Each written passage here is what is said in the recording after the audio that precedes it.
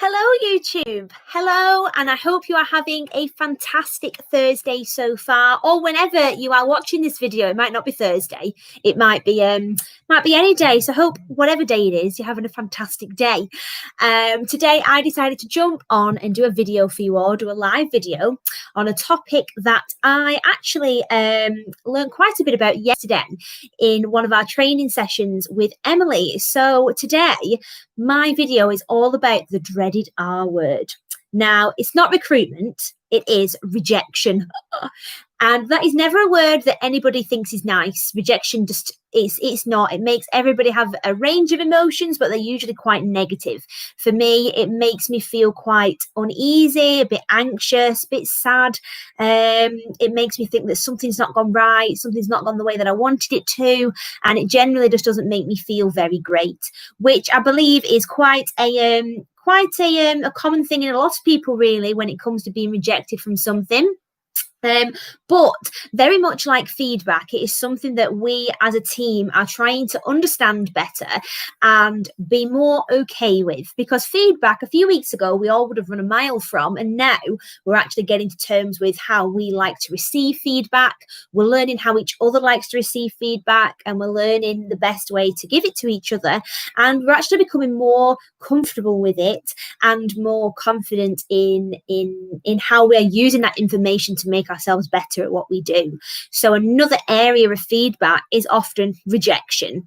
And I thought for a lot of people out there at the minute that might be on a job hunting journey, rejection is something that can often make you feel very, very sad, because it means that you've not been accepted to the next stage, or that you haven't won the position that you wanted to get. And it can genuinely make you feel quite down and really negative towards yourself, and doubt your own abilities in what you can do.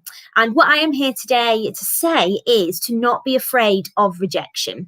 Yes, it's not the ultimate outcome that we were looking for, but that doesn't mean that we have to let that affect the way that we approach things in the future. So if you've been rejected from a position, my main piece of advice would always be to reach out and get some feedback, because if you haven't got that, then how are you meant to know how you can learn and develop for next time, so that you are more likely to bag that dream job in the future? If you don't ask what's gone wrong, you will then just be thinking that, oh, the worst has happened. They hated me. I was rubbish. I did everything wrong. And it might not be the case at all. It might just be the case that one little thing could have been tweaked. So for instance, a placement that I filled recently, it was really tough decision between two people.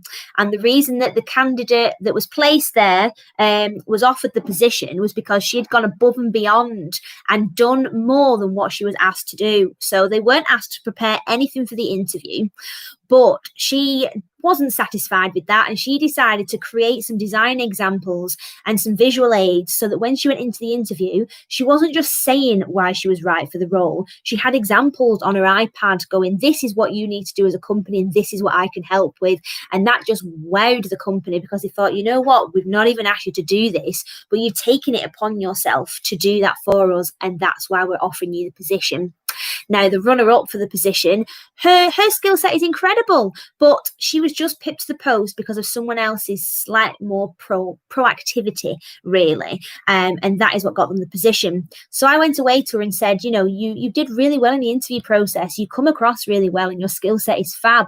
But next time, maybe just do a little bit extra research and take some examples into the interview with you, because that is what has bagged somebody else this role, and that is what you can take away and learn for next time. So it wasn't that she'd done everything wrong, it was just that somebody else had done they'd just done a hell of a lot more in terms of bagging that interview. So rather than sitting there thinking that you've been rejected because you're no good at what you do, you need to reach out and ask why. Because as Emily always says, what can we learn from this situation? You really need to take on board information and think, right, how can I utilize that for the better and improve myself for next time? So rather than thinking rejection is a personal dig and making yourself feel all doom and gloom and really put yourself down, just think, right, it's not happened this time. It's not worked out the way I wanted it to. I'm going to ask for some information on what I can do to better myself, so that next time I'm putting myself in a better position for getting that role. So if you've been rejected from a job recently, just think, have you asked why? Have you asked for some feedback? And if you've not, it's not too late. You can still reach out to the company or reach out to the recruitment consultant that gave you that position in the first place.